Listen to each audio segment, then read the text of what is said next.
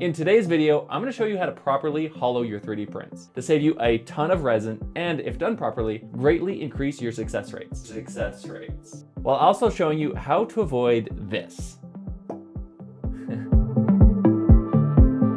If you don't know what I'm talking about suction cups. And there's a few features in Lychee Slicer to avoid these, including blockers and hollowing holes, which I'm going to cover in this video and more. So with that, let's get going.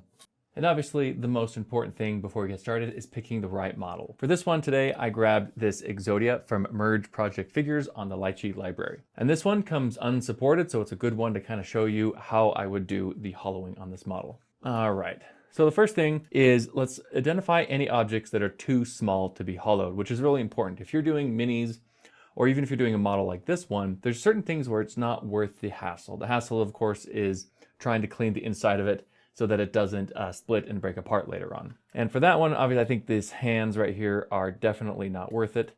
The feet, surprisingly, in most cases, feet can be worth it, and I'll show you why. I think this little ornament here, definitely not worth it. This hand as well, not worth it. This base, we'll look at it. This base might be really interesting, but everything else could be. I'm not going to do everything in this video. We don't have enough time, but we'll do some of the big ones. So to get started, let's start with something relatively easy. Let's just do the base. That's going to be the biggest object here, and it's going to save us the most resin. So let's kind of hide everything else. There's another YouTube video where I talk about orientation, so I'm not going to cover it too much in this video, but to say orientation is very important, and you have to consider hollowing when you're doing it, because you need your hollowing holes to be at the lowest point and the highest point so that you can clean them properly and to prevent the suction cup issue I talked about earlier. So let's do it like this. Whatever the front is going to be on the model, I want that pointed up for orientation. We can kind of look at it here, and I'm pretty sure that the way the rock is, this is the front of it.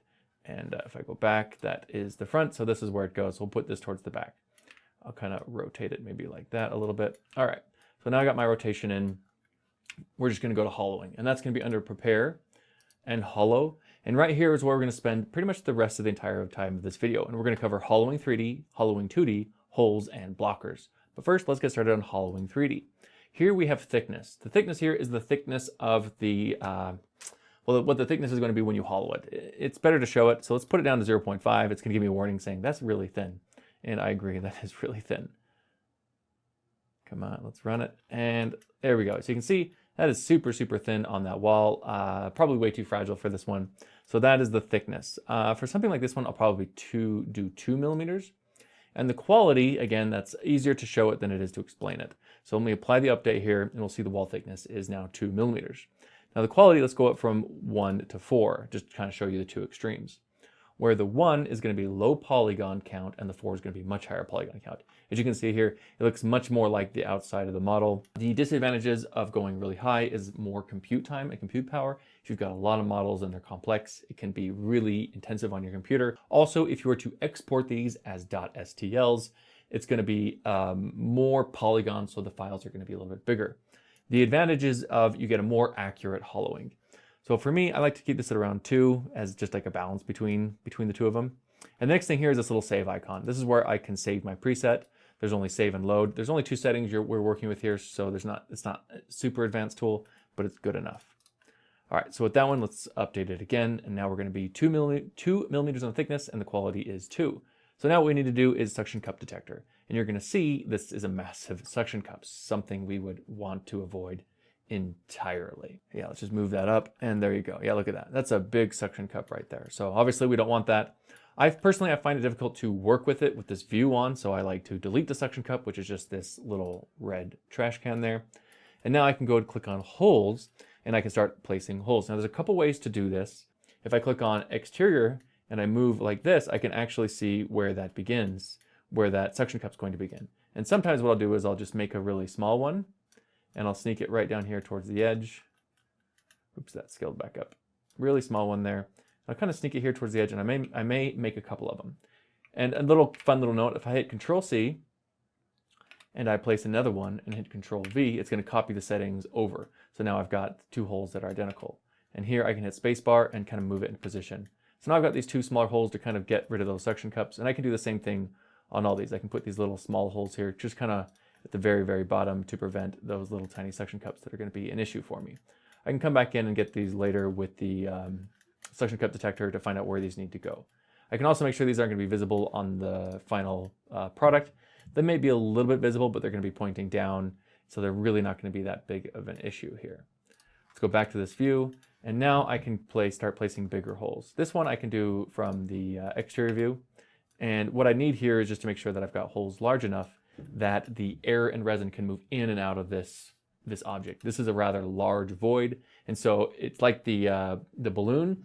There needs to be enough of an opening for that air and resin to get out of. And if you're using a very thick resin, that opening has to be even bigger, because that, trying to push a really thick resin through a little hole is not going to work very well. So as far as how big that needs to be, I probably go around 6 millimeters for something like this one. Well, actually, this is a pretty big model. Probably 10, not 0.5, 10. There we go. And I'll just copy those settings and just start placing a couple of them here out. I want them kind of throughout the model. Again, I'm trying to think about when I clean this thing, how I want to be able to see into it, how I want the UV light to be able to get inside the object to clean it. This has the text on it.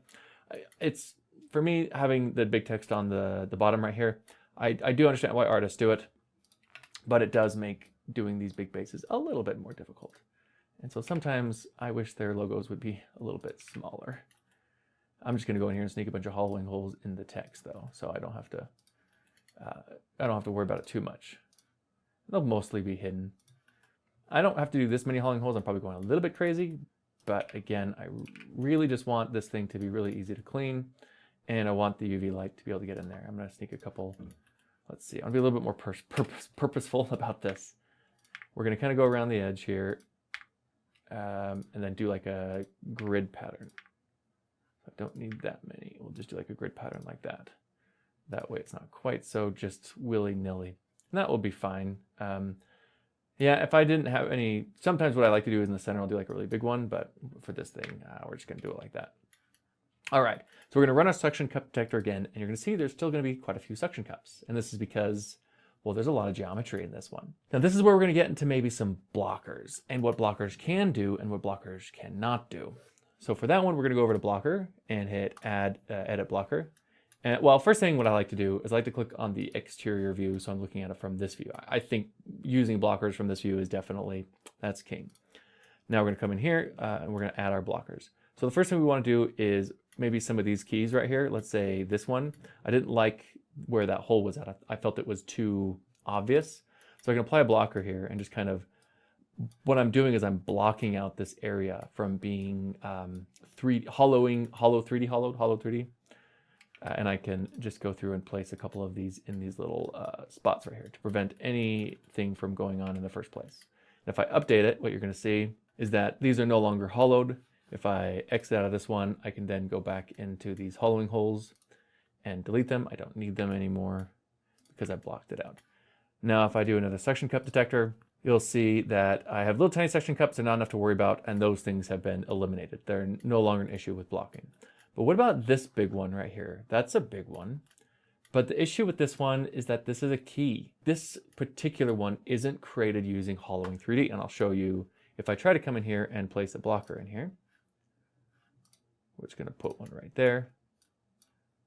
Let's make it nice and big, and I update that one. You'll see it doesn't change anything, right? And if I do another suction cup detector, hollowing 3D, search, it's still going to show as a suction cup. And that's because the blockers, they don't rebuild geometry or change the geometry of your object. They only prevent the code that is hollowing 3D from taking place. But what I did do is I created this really weird thing coming down. I guess if you wanted to strengthen up a key, you could use a blocker to strengthen up a key. In fact, that's actually a really good idea. That's not something I've actually done before, but let me show you what I mean, what I'm thinking of right here. So let's delete this blocker. Let's say I wanted to make sure this key was very, very strong. Hold on. I want to make sure this was really, really strong. I'm going to place the blocker right here. I'm going to move it like this. I'm just going to expand it down into the, helps if I grab the right arrow. I'm just going to expand it down. Let's kind of line it up a little bit better and make it a little bit smaller. Essentially, what you could do, if you cared to, is I could absolutely come in here and strengthen up this key right here to give it a lot more enforcement. At this point, this part of the model is going to be, it's not going to be like a support pillar. It's going to be solid, very strong.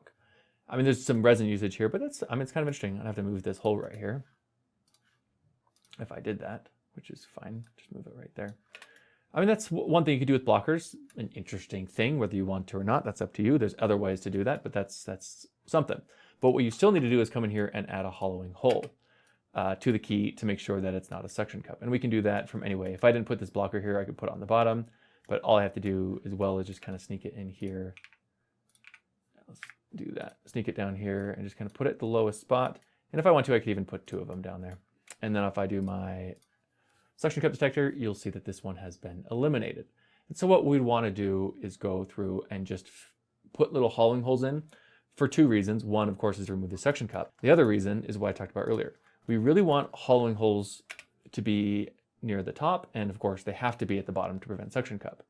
And so what I like to do now is just come into where I'm going to have model versus model contact. So this is all going to be hidden up, and I'm just going to put some suction cups or some holes in these areas. Let's make this one a little bit smaller, just to make it easier to clean, just to let that IPA or whatever cleaning solution you like to use run through the entire model. Let's just copy that, paste. All right, and sometimes, you know, here in these ones, I can sneak a really small one down in there, and you'll never even notice that it's there, but it is going to make cleaning this a little bit easier, just to sneak some tiny little holes here and there. Like I said, you will never notice these in the final product, especially after you like paint and stuff like that. If you're really worried about it, you could always fill that in with some putty or something. But that's going to make doing this a lot easier. I'm not really doing this to get rid of these suction cups. These suction cups are small enough it's not really an issue. I'm more doing it for the combination of getting rid of the suction cups and making this object way, way easier to clean. Let's do another suction cup detector. Just make sure there's nothing super huge. There's a big one down here. Oh, of course, yeah, that guy. Can't miss this one. Let's put a couple big keys there and a couple small keys here in this one. That should fix that. I could sneak a really, really small one down there.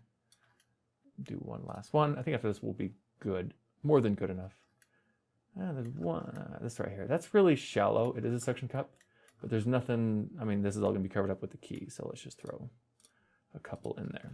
All right, and there we have it. The remaining suction cups are so small, I don't even worry about them. But we're not done yet. There's one thing you really need to make sure you do when you do hollowing, and that is to look at the interior of the object and run a island search.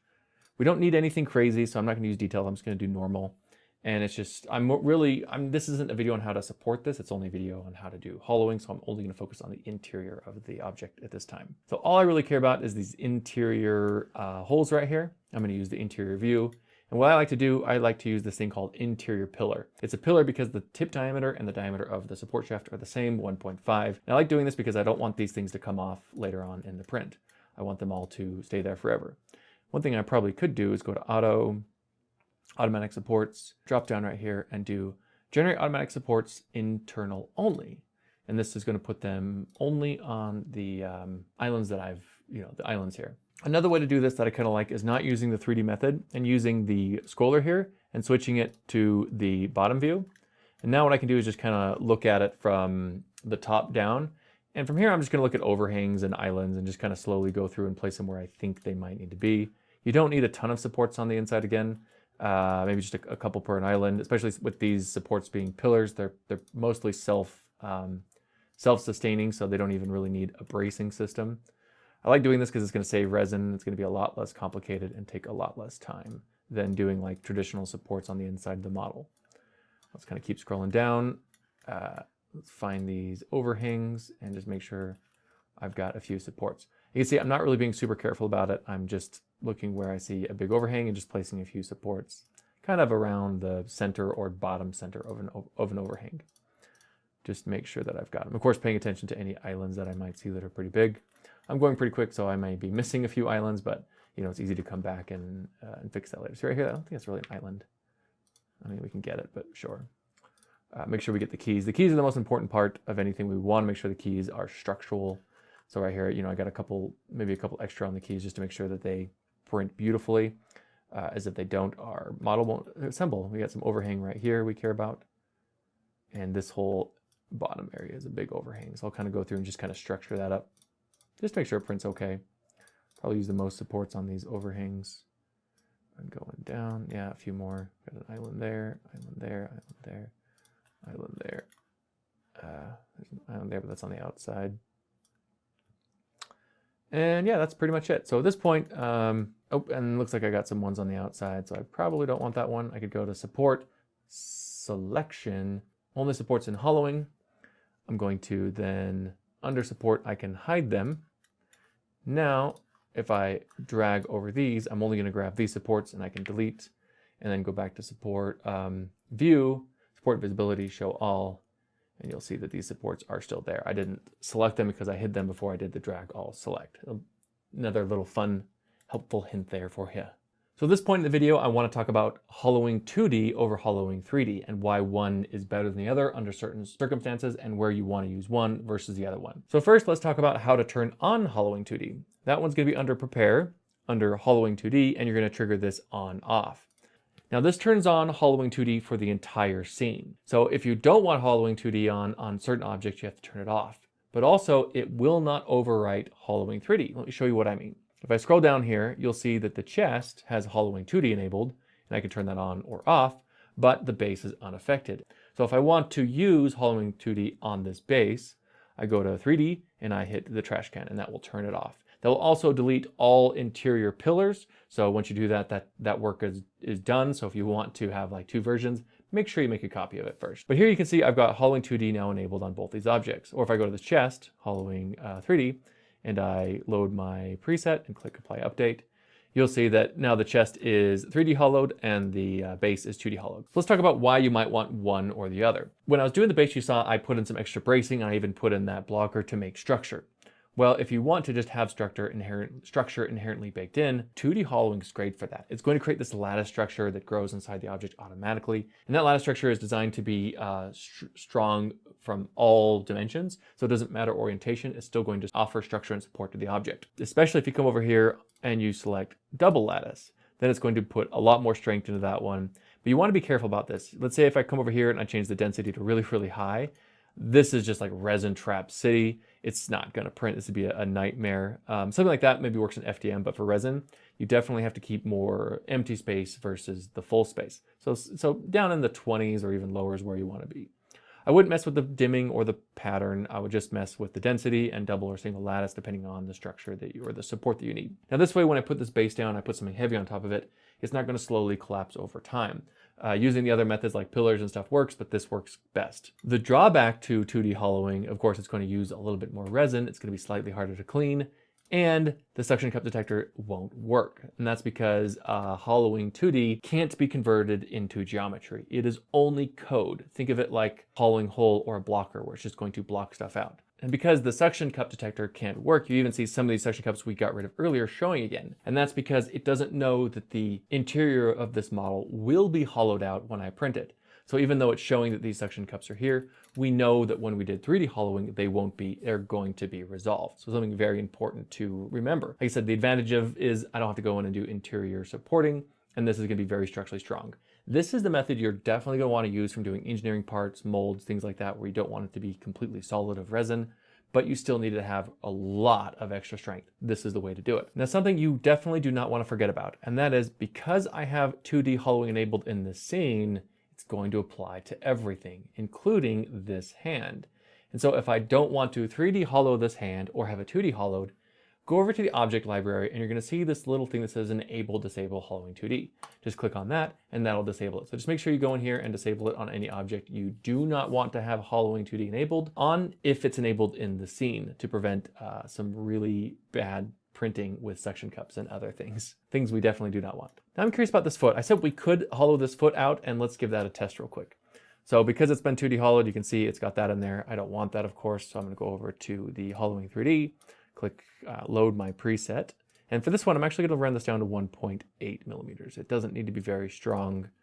And then let's click on the exterior. We can give an idea. So you can see like that's a decent amount of resin. This is a rather large foot. So you can see why I still might want to attempt to hollow this thing. And I think it's going to be relatively easy. mostly because we've got this entire bottom of the foot is going to be pressed up against the base, and we're never going to see the bottom of it. So there's no reason not to come in here and sneak a few hollowing holes. I'm going to put 3 on the base, 2 on each foot, and then here 1 in the key, 1 up in there. I mean, that's probably fine, honestly, just like that. Let's make this one just a little bit bigger. And let's do a suction cup detector. I think there's gonna be little suction cups, but nothing big enough to worry about. And yeah, there we go, really tiny suction cups, I don't care. Interior, let's make sure we get some supports on that key right there. 1 and 2 and 3. All right, that's good. So this is done like we print. And let's see, I'm curious, let's see the difference. So let's make a copy of this. So the shoe is relatively small, but let's see how much resin we saved just by hollowing it out. You can imagine, you know, on a bigger object, it's pretty obvious how much resin we're going to save. All right, so this one here isn't hollowed, so let's see how much resin it's going to cost us. This is 80 cents or 24.3 milliliters used. This is the non-hollowed. Remember, this foot is relatively small. Let's see what it costs for the hollowed version of the foot. So we're going to go from 80 cents to 43 cents. That's almost double. Yeah, that's crazy. And that's just a small foot. Imagine, you know, something larger like, well, this entire guy all together. So even on these smaller ones, it's worth trying if you can. You know, you really want to make sure you can hide those hollowing holes and stuff like that. And if we did the chest, it's going to be very similar to the base, where I'm just going to come in real quick, add a couple holes. I like to do them right here on the key, and I like to do a couple on each side of the key. And then, of course, I want to get them as high as I can. So getting up here in the arms always works really, really well. Getting up high up in the shoulders if I can. These are really big keys, so this is gonna make it really, really easy. I'm gonna put a couple of them. I don't need too many holes. I don't want to decrease the structural integrity of the model itself, but putting them up here, you know, that's a suction cup unless I put one down right in that corner. So maybe I put one small one there, and then another one up here. This also can be rather small. And maybe a slightly bigger one, just so it's easier to drain that resin and get some UV light in there to cure the inside. Sometimes on the back there's extra keys you can place stuff. On this one it doesn't look like it. Yeah, I mean that's probably it. I'm probably gonna need one back here. It looks like you can see wherever I know this is where the section is gonna be because this is where the model starts to print at its lowest point. I'll put a small one there. I can move to the interior and you can see, yeah, that's the smallest point of it. Let's do a suction cup detector just to make sure everything's good. Looks like I got a few small there, but they're really not worth they're not worth worrying about. But if you really, really want to and you're really OCD about it, you could come in and put a little tiny one in each of those little areas right there, and that will essentially clear it out. And just like before, you want to make sure you go into the interior view, grab some supports, and make sure you put those interior pillars on these keys right here. We definitely want those to print properly, and we want them to be structurally sound, so something like that. And that's really it for something like this one. It's just so simple, I don't really need to worry about too many islands. Everything in the inside is going to print just fine. So at this point, you just finish supporting the exterior and it's ready to go. For this next part, I want to show you something really cool you can do with holes. And for that, I'm going to use this part of this dragon from a print from Flesh of the Gods. And what I have here is a really big suction cup, even though there's hollowing holes on each side of this. The problem is the way it's orientated. I want to orientate it this way because it's going to be the best for printing. But it makes a big issue here. The only way to fix this is either to not hollow it. I definitely want this hollowed. That is a lot of resin. So what I have to do is I have to put a hollowing hole right down here at the bottom. And so I have to, if I do this though, it's going to be a big hole into my model. And when this thing is sitting on my shelf, this part is visible, very visible.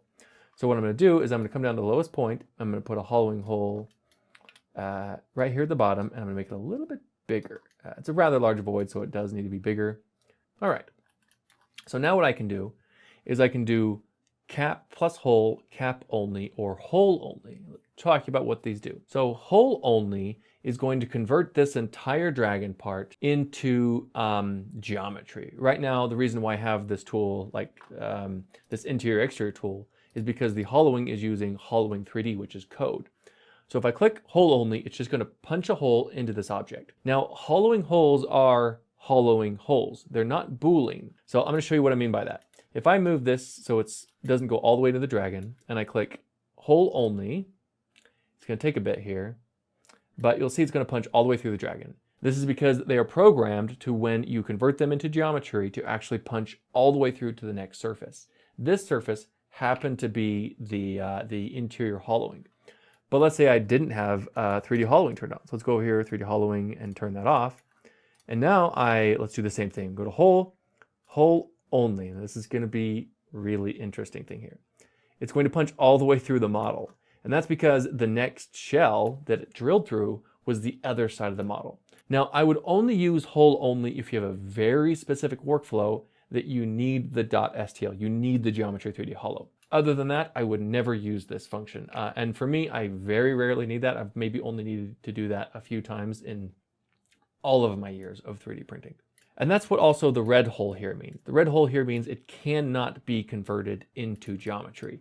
If you slice it, it's going to work just fine. So if I go over here to export and look at the picture and go all the way down, you're going to see that there's going to be this black spot down here at the bottom right there. It's kind of hard to see, but it is there. I could probably make it a little bit bigger so you can see it better and a little bit deeper. There we go. Now if you go to export, you're going to see that right there. Even if the hole is red, this will still be here. That's because whether the red is hole or black has no impact on the ability to slice the object, only the ability to convert it into geometry. All right, so what we're going to do then, we'll go back to prepare. We're going to undo all this crazy stuff that I did. Now what I'm going to do is I'm just going to go back to my holes and I'm going to hit cap only. And I'll show you what that does. So cap only is going to take wherever this hollowing hole intersects the object, excluding the area that's been hollowed 3D. So that's been removed from it. And it's going to make basically where the two intersections meet. And it makes this little cap right here. So now I can print this cap off to the side. And when this thing's done, I can use that cap to plug that hole. Now I've already done this, and here's some pictures of what that looks like here. And you can see I didn't do the best job at lining it up, but for this particular model, I was in a rush. I think from when I took it off the build plate to when it was finished was about 1 hour. That included cleaning it, priming it, painting it, and taking photos all in 1 hour. So I was in a bit of a rush, but it still looks pretty good. If I didn't point it out and the model was sitting on the shelf, I don't think you could see it. I have done some other hollowing holes before where I used a plug, and you literally couldn't tell. It completely fixed it. But on that note, here's the next important thing to talk about. And that is when I come over here, there's this cap gap. This is very important. If I turn this up, and you may want to use more or less depending on the accuracy of your resin, this is going to increase the gap that's going to be here. So it's actually going to artificially create a gap. So if I export this cap only, you're going to see that this one is slightly skinnier than, not slightly, it's a lot skinnier. It's skinnier because it removed some of the hollowing hole to add extra room, to make it fit. The way I calibrate my resin and run my printers, honestly, I wish I could actually go lower than what they have here. With 0.04 millimeters, I could definitely make it fit. But yeah, I think the lowest we can go is 0.1, yeah, and I could go 0.04 would be just fine for me. It's still very hard to see the gap and everything like that one. I hope that you enjoyed this video and that you learned something about hollowing and hollowing holes. If you have any more questions, you can comment down below or join us on the Lychee Slicer Discord. And if you could, please like and subscribe to our YouTube channel. It helps out a lot for us to continue making videos like this one, as well as our other social media. And as always, thank you for watching and have a good day.